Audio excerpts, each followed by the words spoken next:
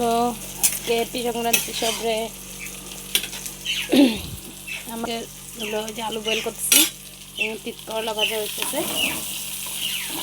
মানুষ বেশি না, খালি আমাদের 4 জনের মধ্যে 2 জন খায়, 2 জন খায় না। আর এই যে নিরামিষ পাচন, আর এই যে মটর পনির বানাবো, বেগুন বড়া, আর এখানে সাজনা দিয়ে আম দিয়ে ডাল।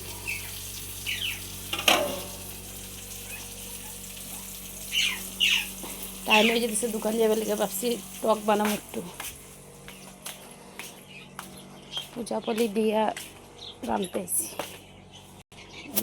ঠাকুরের আমি আজকেই সবাই কাপড় চোপড় পরাই দিছি, কেন কালকে আমার ঘরে গণেশ পূজা আছে দোকানে। কেমন লাগতেছে তোমরা? আজকে আমার একটা নতুন গাছের ফুল ফুটছে। শ্যাম বাবা ওই যে গুরুদেব বলেছে। বাই।